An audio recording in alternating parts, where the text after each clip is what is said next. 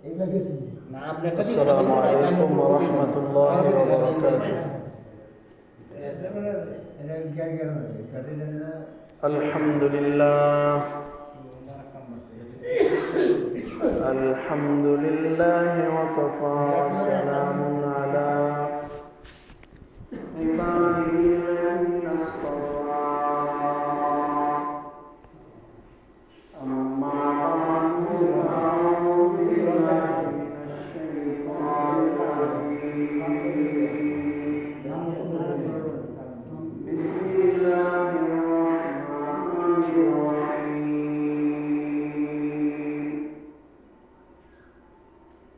إن المسلمين والمسلمات والمؤمنين والمؤمنات والقانتين والقانتات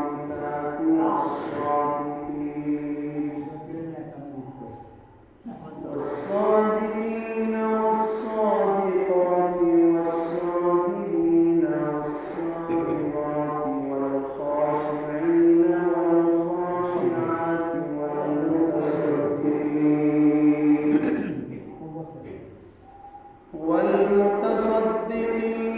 والمتصدقات والصائمين والصائمات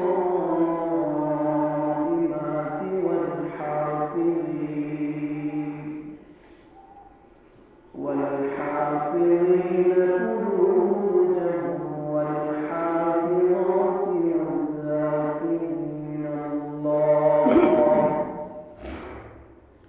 والذاكرين الله كثيرا والذاكرات أعد الله لهم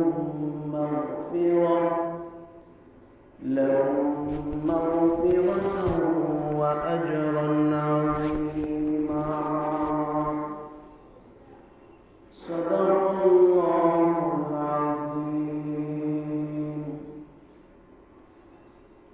وقال النبي صلى الله عليه وسلم: للصائم فرحتان: فرحة عند فطره وفرحة عند لقاء ربه، أو كما قال عليه الصلاة والسلام. तेरे सिवा महबूब हकीकी कोई नहीं है, कोई नहीं।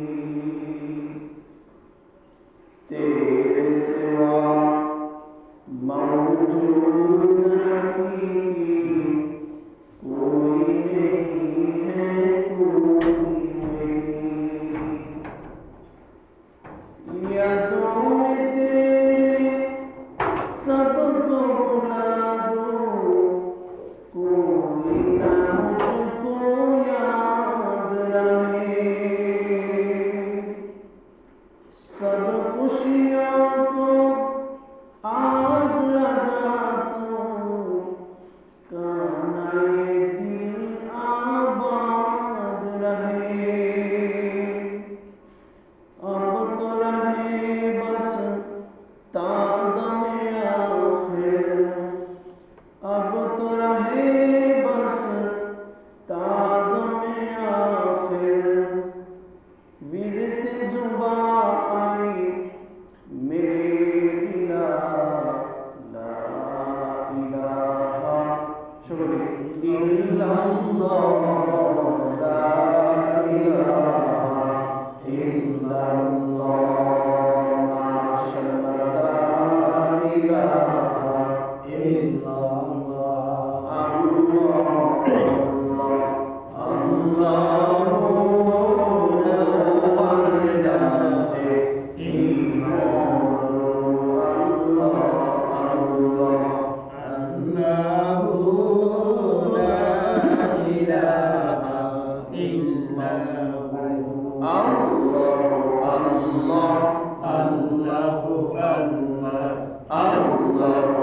Allah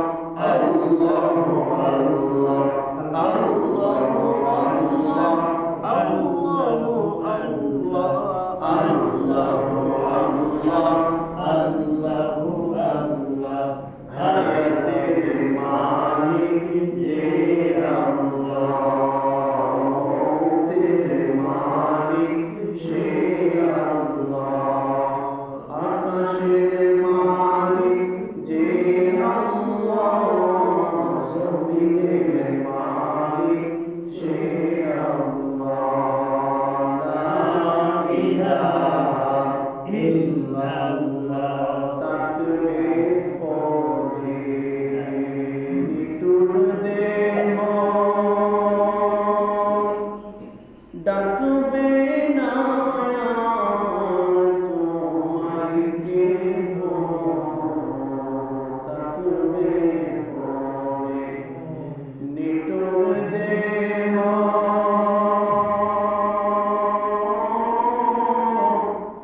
ডাকবে না তোমায় কেহ, কবর জীবন বড় একা পাবে না তো কারো দেখা। আল্লাহ আল্লাহু লা ইলাহা ইল্লাহু, আল্লাহ আল্লাহ আল্লাহু লা ইলাহা ইল্লাহু,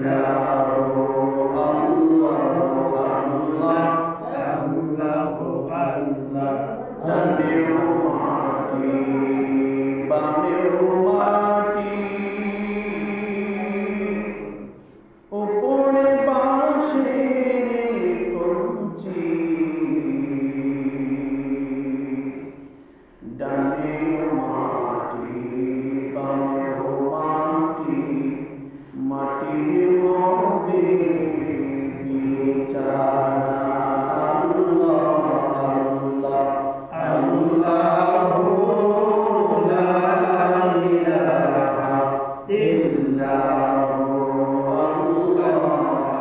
ইল্লাহু, আল্লাহু লা ইলাহা ইল্লাহু, লা ইলাহা ইল্লাল্লাহ মুহাম্মাদুর রাসূলুল্লাহ সাল্লাল্লাহু আলাইহি ওয়াসাল্লাম। আলহামদুলিল্লাহ, আল্লাহ তাআলার দরবারে শুকর যে আল্লাহ তাআলা আমাদেরকে রমজানের শেষ জুমায় আল্লাহ তাআলার ঘর মসজিদে আসার বসার দামি কিছু কথা শোনার এবং শোনার তৌফিক করে দিয়েছেন। এজন্য আল্লাহ তাআলার দরবারে শুকর আদায় করা, অন্তর থেকে শুকরি করি আলহামদুলিল্লাহ। একটা মাশহুর কথা, একটা মাশহুর আয়াত, আল্লাহ তাআলা বলেন লাইন শাকারতুম লাযিদান্নাকুম ওয়া লাইন কাফারতুম ইন্না আযাবি লাশাদীদ। যে শুকর গুজার করে আল্লাহ তার নিয়ামত বাড়ায়, যে শুকর গুজার করে আল্লাহ তার নিয়ামতকে বাড়ায় দেন, আর যে শুকর গুজার করে না বেশুকর হয় আল্লাহ তার কাছ থেকে নিয়ামতকে ছিনায় নেন। শুধু তাই নয়, ইন্না আযাবি লাশাদীদ, তাকে কঠিন আযাবের মধ্যে গ্রেফতার করে। আল্লাহ তাআলার দরবারে শুকর আদায় করতেছি। আল্লাহ তাআলা আমাদেরকে রমজানের প্রায় 30টা রোজায়, আর কিছুক্ষণ বাকি আছে, মোটামুটি 30টা রোজায় আল্লাহ তাআলা আমাদেরকে রাখার তৌফিক দান করেছেন। এবং সেই রোজা 30টা রাখার পরে একটা দিন আল্লাহ তাআলা দিয়েছেন, যে দিনটা হলো ঈদের দিন। যে দিনে 30টা রোজা যে রাখতে পারলাম, তার শুকরিয়া আদায়ের দিন, তার শুকর গুজারের দিন। উমর ইবনে আব্দুল আজিজ রহমাতুল্লাহ আলাইহি বহুত বড় আলেম, এবং উমর ইবনে আব্দুল আজিজ রহমাতুল্লাহ আলাইহি বহুত বড় একজন ন্যায়বান শাসক ছিলেন। উমর ইবনে আব্দুল আজিজ রহমাতুল্লাহ আলাইহির রক্তে উমর রাদিয়াল্লাহু তাআলা আনহুর বংশের রক্ত লেগে আছে। সুবহানাল্লাহ। উমর ইবনে আব্দুল আজিজ রহমাতুল্লাহ আলাইহি ঈদের খুতবার মধ্যে তিনি এই কথা বলেছিলেন, 30টা রোজা রাখতে পেরেছো, এখন আল্লাহ তাআলার কাছে দোয়া করো যে আল্লাহ আমাদের এই 30টা রোজাকে তুমি কবুল করো। তোমরা এই 30টা রোজা যে রাখতে পারলা, তাকে কবুলিয়াত বানানোর জন্য তোমরা ঈদগাহে এসেছো। সুবহানাল্লাহ। কুরআনে কারীমের আয়াতের মধ্যে যদিও ঈদের কথা সরাসরি পাওয়া যায় না, কিন্তু আমরা যদি একটু লক্ষ্য করি, চিন্তা করি, তাহলে কুরআনের বিভিন্ন জায়গায় আছে যে যারা চিন্তাশীল, যারা জ্ঞানী, তাদের জন্য অনেক গুরুত্বপূর্ণ বিষয় কুরআনের মধ্যে আল্লাহ তাআলা রেখেছেন। তবে যারা জ্ঞানী, চিন্তা করে তাদের জন্য। আর যারা উলাইকা হুমুল গাফিলুন, যারা গাফেল, তারা কখনো কোরআনের মাধ্যমে উপকারিতা লাভ করতে পারে না। কারণ সে তো কোরআন হাতেই নেয় না, সে তো কোরআন শুনে না, সে তো কোরআন জানে না, তাহলে সে উপকার কিভাবে লাভ করবে? বলতেছিলাম, কোরআনের মধ্যে, কোরআনের আয়াতগুলোর মধ্যে সরাসরি ঈদের কথা পাওয়া যায় না। তবে যারা জ্ঞানী, তারা যদি চিন্তা করে, তাহলে সেই ঈদকে খুঁজে পাওয়া যায়।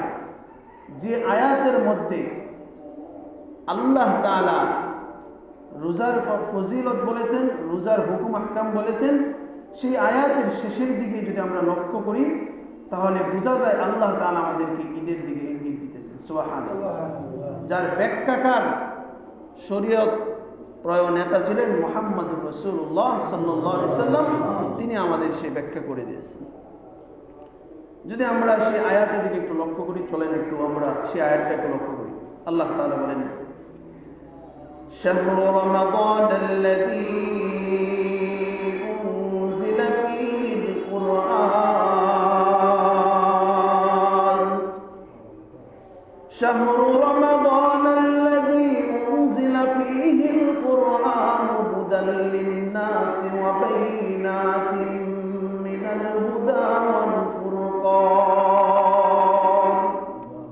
আল্লাহ তাআলা বলতেছেন যে শাহরু রমাদানাল্লাযী উনজিলা ফীহিল কুরআন, এটা হলো সেই মাস যে মাসে কুরআন নাযিল হয়েছে। সুবহানাল্লাহ। এর দুইটা বিষয়। এক নাম্বার, লৌহে মাহফুজ থেকে সর্বপ্রথম যখন কুরআনকে প্রথম আসমানে আনা হয়, সেই মাসটা ছিল রমজান মাস, রাতটা ছিল শবে কদরের রাত। সুবহানাল্লাহ।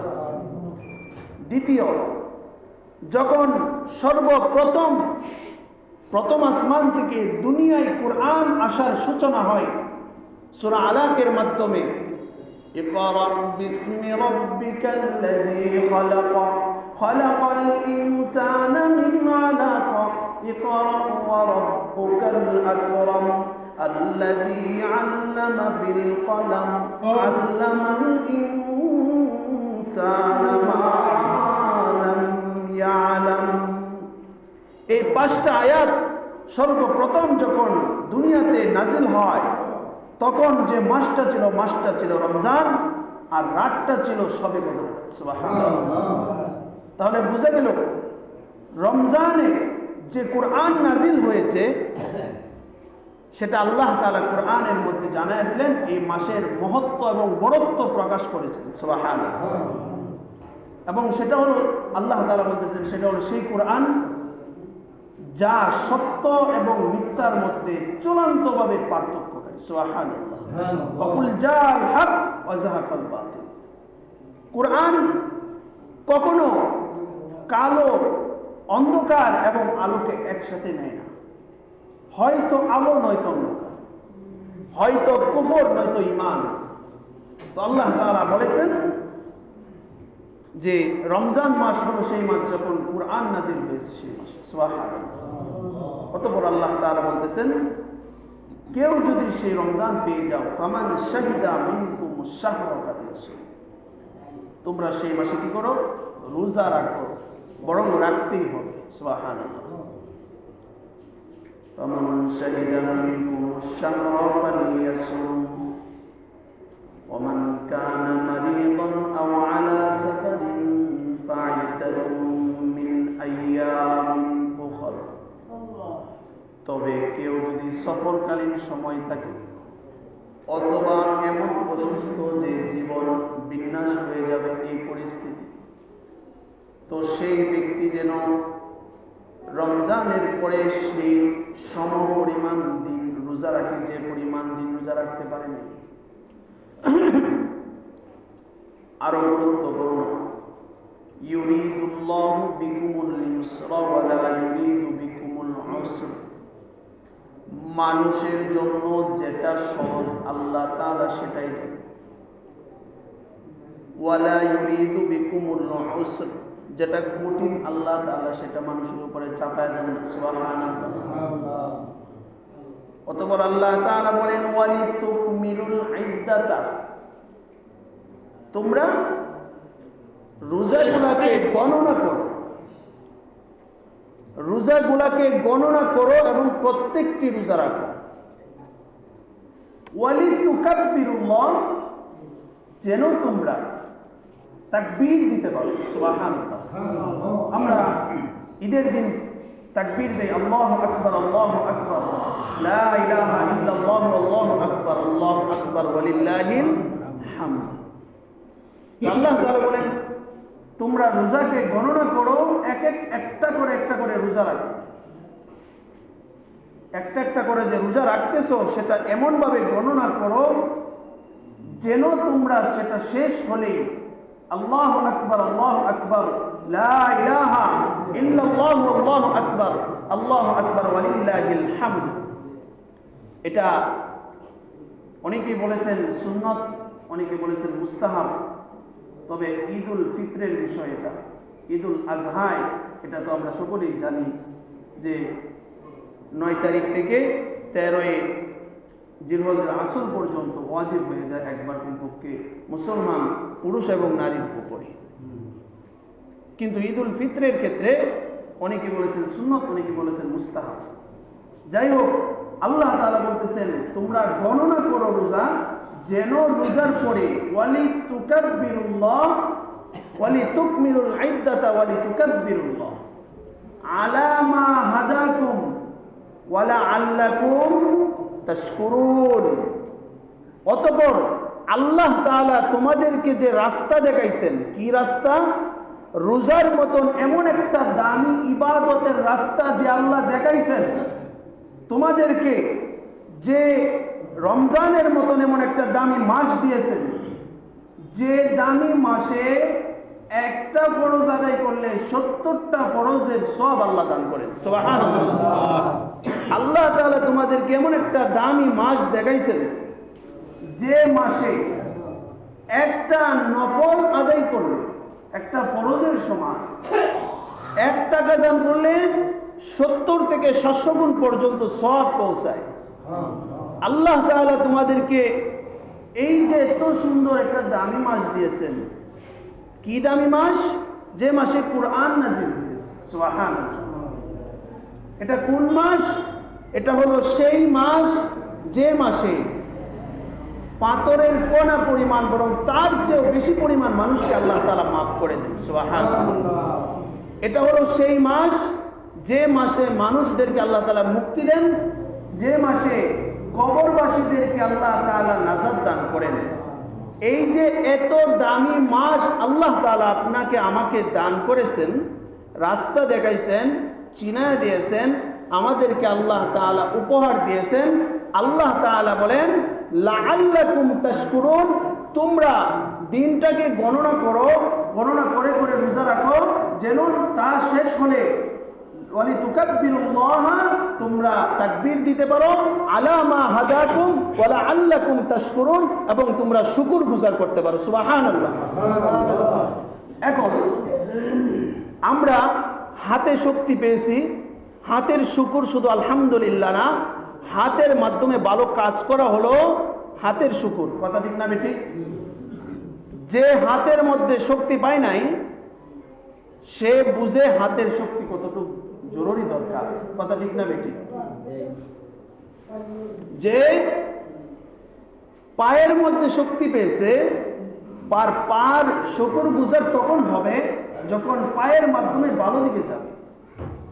যে চোখে দৃষ্টি শক্তি পেয়েছে, তখন সেটা শুধু আলহামদুলিল্লাহ বলার মাধ্যমে শুকর আদায় হয় না, তখনই শুকর আদায় হয় যখন সে চোখের মাধ্যমে ভালো জিনিসের দিকে দৃষ্টিপাত করবে। জবানে যে শক্তি পেয়েছে, আল্লামাহুল বায়ান, এটা খাস আল্লাহর একটা রহমত। কত বড় শক্তি।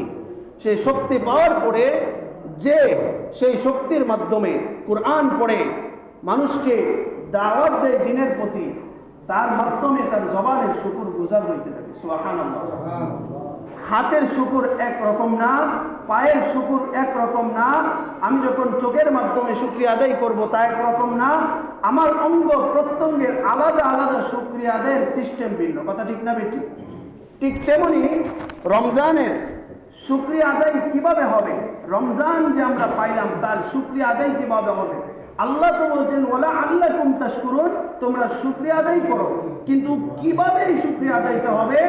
আল্লাহ রাসূল সাল্লাল্লাহু আলাইহি ওয়াসাল্লাম যেহেতু তিনি শরীয়ত প্রণেতা ছিলেন, সেজন্য তিনি আমাদেরকে দেখায় গিয়েছেন যে এভাবে শুকরিয়া আদায় হবে যে তোমরা রমজানের পরে একটা ঈদ আছে, নবী মুহাম্মদুর রাসূলুল্লাহ সাল্লাল্লাহু আলাইহি ওয়াসাল্লাম মদিনায় গিয়েছিলেন।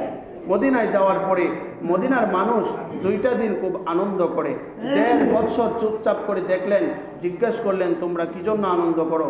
বলে আমরা এটা অনেক আগে থেকে আনন্দ করি। বলে আল্লাহ তাআলা তোমাদেরকে তার চেয়েও দামি 2টা দিন দান করবেন, তাহলে তোমরা কি খুশি না? বলে হ্যাঁ আমরা খুশি। তখন ওই 2 দিন বাতিল।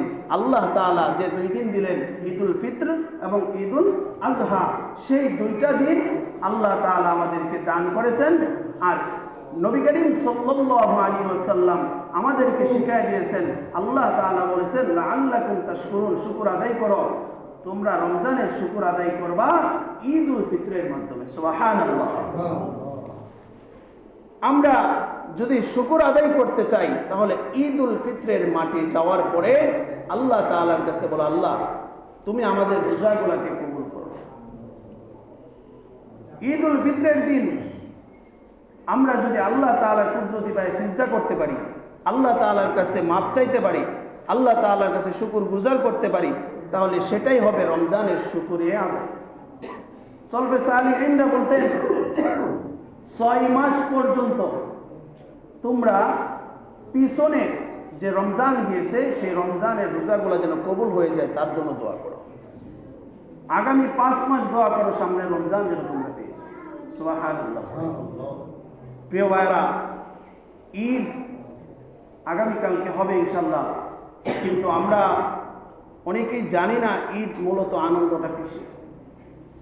ঈদ মানে আনন্দ, ফিতর মানে রোজা ভাঙ্গা বা রোজা শেষ করা, ইফতার করা। 2টা যদি আমরা একসাথে করি, ঈদুল ফিত্র, ঈদ আল ফিত্র, ঈদুল ফিত্র মানে রোজা ভাঙ্গার আনন্দ বা রোজা শেষ করে আমরা যে আবার আল্লাহ তাআলার রহমত, মাগফিরাত, নাজাত নিয়ে আমরা যে সাধারণ জীবনে ফিরতেছি, সেই আনন্দটার নামই হলো কি ঈদুল ফিত্র। সেই আনন্দটার নাম কি? ঈদুল ফিত্র। এখন বলেন, যে ব্যক্তি সারা বৎসর যেভাবে চলছে, রমজানও সেভাবে চললো, সারা বৎসর 3 বেলা খানা খাইলো, রমজানও 3 বেলা খানা খাইলো, সেই ব্যক্তির জন্য মূলত ঈদ না। কথা ঠিক না বেটি? রোজা ঈদের আনন্দটা শুধু আনন্দ না, বরং আমরা যে বলেছিলাম ক্বালা রাব্বুহু আসলিম, ক্বালা আসলামতু লিরাব্বিল আলামিন, আল্লাহ তুমি যে আমাদেরকে বলেছো তোমার কাছে আমরা সারেন্ডার করবো কিনা, আমরা বললাম অবশ্যই আপনার কাছে সারেন্ডার করি।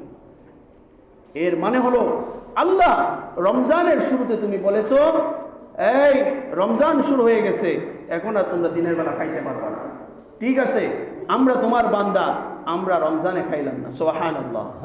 রমজান শেষ, শাওয়ালের 1 তারিখে সেই আল্লাহ আবার যখন বললো রমজান শেষ, এখন তোমাদের জন্য আজকে রোজা রাখা হারাম, ঈদের দিন রোজা রাখা হারাম।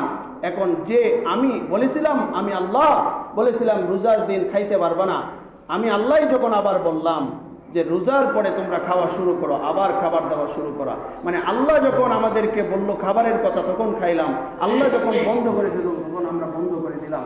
এর নামই হলো প্রকৃত বান্দা। কথা ঠিক না মেরে ভাই, দুস্থ বুজুর্গ, এটা আল্লাহ তাআলার হুকুমের কাছে, আল্লাহ তাআলার কাছে নিজেকে নত করে দেওয়া। সুবহানাল্লাহ। মেরে ভাই, দুস্থ বুজুর্গ, ঈদের আনন্দটা মূলত কি আমরা এটা বুঝি না।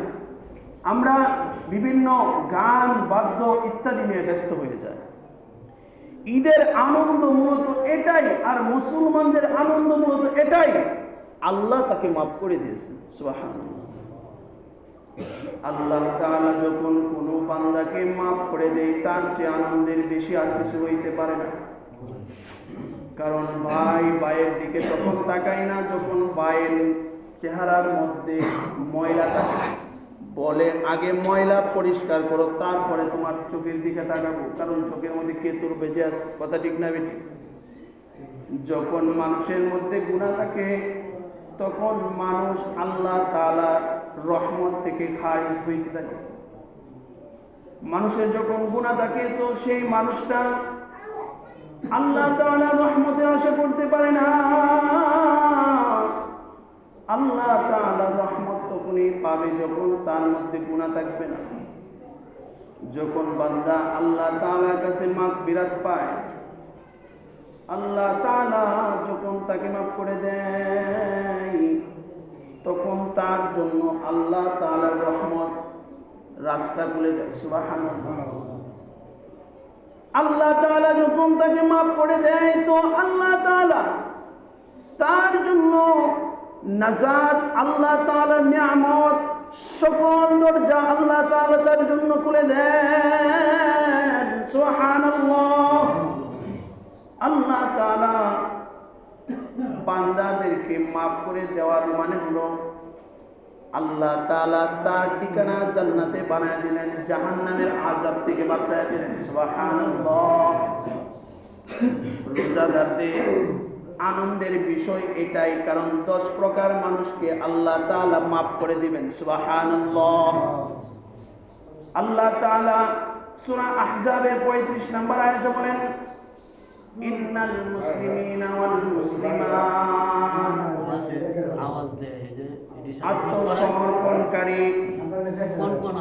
আত্মসমর্পণকারী পুরুষ এবং আত্মসমর্পণকারী নারী, যাদেরকে আল্লাহ তাআলা মাফ করে দিবেন। সুবহানাল্লাহ।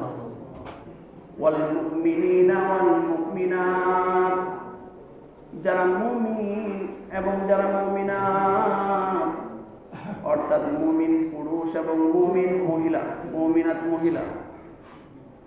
ওয়াল কানিতিনা ওয়াল কানিতাত, বিনয়ী পুরুষ, ওয়াল কানিতাত এবং বিনয়ী মহিলা, ওয়াস সাদিকিনা ওয়াস সাদিকাত, যারা সত্যবাদী পুরুষ এবং সত্যবাদী মহিলা, ওয়াস সাবিরিনা ওয়াস সাবিরাত, যারা ধৈর্যশীল পুরুষ এবং ধৈর্যশীলা নারী, ওয়াল খাশিঈনা ওয়াল খাশিআত, দৃষ্টি অবনতকারী পুরুষ, দৃষ্টি অবনতকারী নারী, ওয়াল মুতাসাদ্দিকিনা ওয়াল মুতাসাদ্দিকাত, সদকা প্রদানকারী পুরুষ এবং সদকা প্রদানকারী নারী।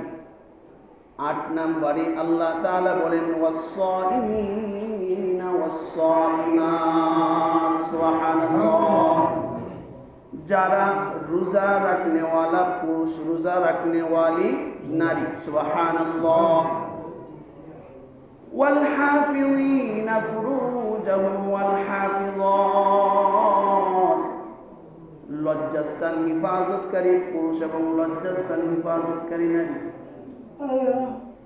والحافظين فروجهم والحافظات والذاكرين الله والذاكرات, আল্লাহ তাআলাকে বেশি বেশি স্মরণ করনে ওয়ালা পুরুষ, ওয়াল-যাকিরাত, বেশি বেশি স্মরণ করনে ওয়ালা মহিলা। আল্লাহ তাআলা বলেন, আ'আদ্দাল্লাহু লাহুম মাগফিরাতাও ওয়া আজরান আযীমা। আল্লাহ তাআলা তাদের জন্য মাগফিরাত দান করেন। ওয়াস-সাইমিনা ওয়াস-সাইমাত, এর মধ্যে এক প্রকার হলো কি, যারা রোজা রেখেছে তাদেরকে আল্লাহ তাআলা রোজা রাখনেওয়ালা পুরুষ, রোজা রাখনেওয়ালি মহিলা উভয়কে আল্লাহ তাআলা মাফ করেন। শুধু তাই নয়, ওয়া আজরান আযীমা, মহা সুসংবাদের সুসংবাদ তাদেরকে দান করেন। সুবহানাল্লাহ। তো সুসংবাদটা কেমন হইতে পারে? নবী করিম সাল্লাল্লাহু আলাইহি ওয়াসাল্লাম ওনার হাদিসের মধ্যে পাওয়া যায়, ঈদের দিন প্রত্যেক মোড়ে মোড়ে ফেরেশতারা দাঁড়ায় থাকে। আল্লাহ তাআলা ফেরেশতাদেরকে জিজ্ঞাসা করেন, কি আমার বান্দারা কোথায় যাচ্ছে? বলে ঈদগাহে যাচ্ছে। আল্লাহ কি চিনেন না আমাদেরকে? আপনারা কথা বলেন না, জানেন না কোথায় যাচ্ছে? তবে ছোট্ট একটা গল্প বললে আপনারা বুঝবেন এটা কি জন্য বলে। সমাজের দুইজন ব্যক্তি ধরেন, তিনজন ব্যক্তি, একজন আরেকজনকে বলতেছে যে আমার ছেলেকে চিন্তা করছিলাম ডাক্তারি পড়াইব। আরেকজন বলল যে দূর মিয়া, তোমার ছেলে কি ডাক্তার হবে? তোমার ছেলে আর কি ডাক্তার হবে? তোমার ছেলে আর কি লেখাপড়া করবে? তোমার ছেলে আর কি করতে পারবে জীবনে? তোমার ছেলে এগুলা করলে আর ক্ষতির সম্মুখীন হবে, বা এই হবে সেই হবে, তোমার সম্পদ শেষ হয়ে যাবে, সর্বশেষ কোনো ফলাফলও পাবে না।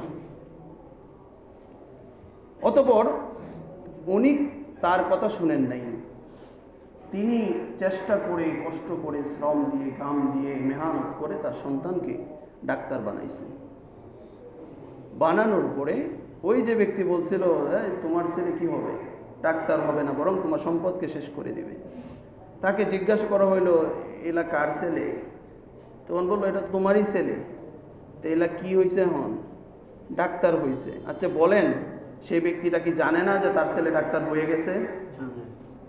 কথা বলেন না, সে ব্যক্তি কি জানে না? জানে যে ডাক্তার হয়ে গেছে। তারপরেও কেন জিজ্ঞাসা করতেছে? তুমি যে বলছিলে ডাক্তার হইতে পারবে না, তুমি যে বলছিলে তো আমার সম্পদ শেষ করে দিবে, তারপরও জীবনে কিছু করতে পারবে না, আজকে সে যে ডাক্তার হয়েছে এটা আমি বলবো না, তোমার জবান দিয়ে বাহির করব। তুমি যে মুখে বলেছিলে সে ডাক্তার হইতে পারবে না, আজকে তোমার মুখ দিয়ে বলো যে আজকে সে ডাক্তার হয়েছে। কথা ঠিক না বেটি? এখন আপনি বোঝার চেষ্টা করেন, আল্লাহ তাআলা বলেন, ওয়া ইয ক্বালা রাব্বুকা লিল মালাইকাতি ইন্নী জাইলুন ফিল আরদি খলিফা। আমি দুনিয়ার মধ্যে আমার খলিফা নিযুক্ত করতে চাই। ক্বালু আতাজআলু ফিহা মান ইউফসিদু ফিহা ওয়া ইয়াসফিকু দিমা ওয়া নাহনু নুসাব্বিহু বিহামদিকা ওয়া নুকদ্দিসু লাক ক্বালা ইন্নী আ'লামু মা লা তা'লামুন। তো ফেরেশতাদেরকে জিজ্ঞাসা করলেন, ফেরেশতারা আমি তো ওই ব্যক্তির মতো, দুনিয়াতে আমার খলিফা নিযুক্ত করতে চাই, তোমরা কি বলো? আর এদেরকে সৃষ্টি করে কি হবে? আমরা তো সব সময় আপনার ইবাদত করি, আপনার গুণগান গাই। এদেরকে সৃষ্টি করবেন, ঝগড়া ফাসাদ করবে, মারামারি করবে, এদেরকে সৃষ্টি করে কোনো লাভ নাই।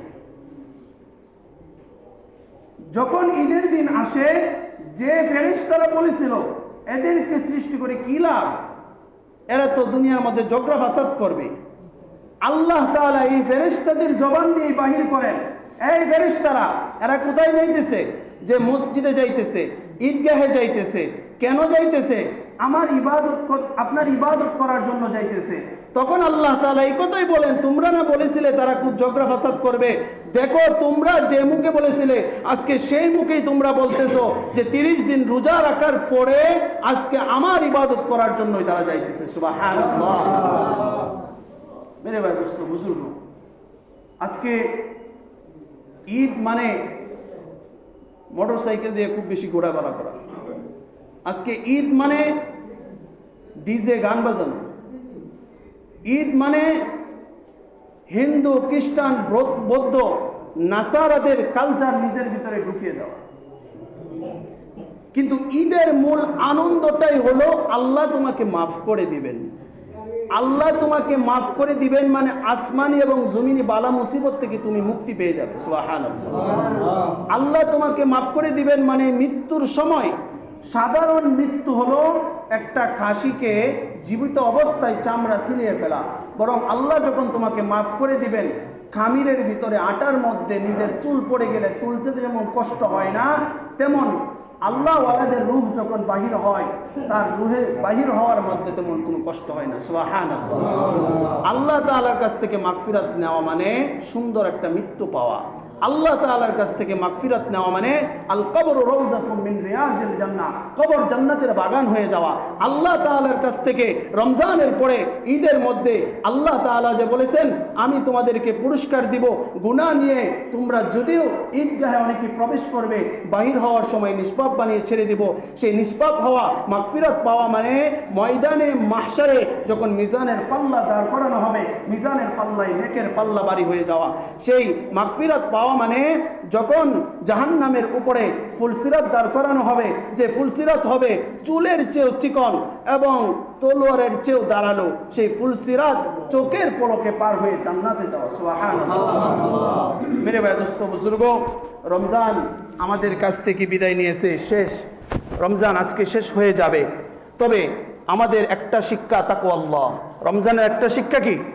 তাকওয়াল্লাহ, আল্লাহর ভয়। পৃথিবী এমনও জায়গা আছে যেখানে গেলে খাবার দাবারের পরে আর কেউ দেখতো না, কথা ঠিক না বেটি? কিন্তু আমরা ওই যে সেহরির সময় খাবার দাবার করলাম, আরেকবার ইফতারির সময়, পৃথিবীর কোনো মানুষের ভয়ে নাকি আল্লাহর ভয়ে? আমরা এমনও জায়গা আছে যেখানে মানুষ দেখবে না, কিন্তু আমরা খাবার দাবার করি না, কারণ আল্লাহ আমাদেরকে দেখবে, আল্লাহ আমাদেরকে দেখে ফেলবে। এই যে তাকওয়াল্লাহটা, আল্লাহর ভয়টা, এটা রমজানের পরে ধরে রাখতে হবে। রমজানের পরে যখন গুনাহ আসবে তখনই চিন্তা করতে হবে আল্লাহ আমাকে দেখতেছেন, যেভাবে রমজানে আল্লাহ আমাকে দেখছেন সে আল্লাহ এখনো আছে, এখনো আমাকে দেখতেছেন। সুতরাং গুনাহ করা যাবে না।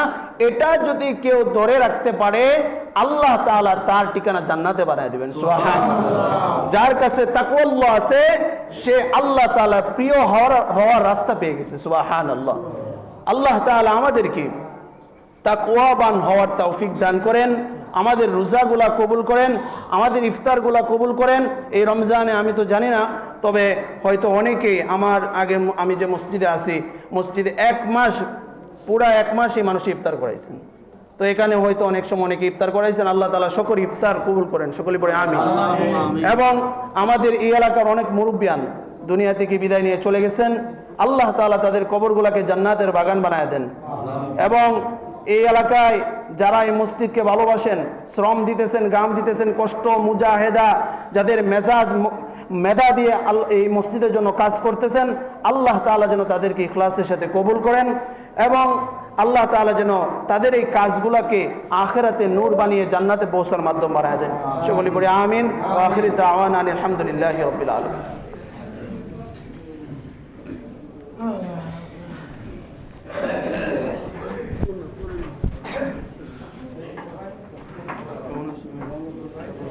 তো কথা বলা হয়েছে।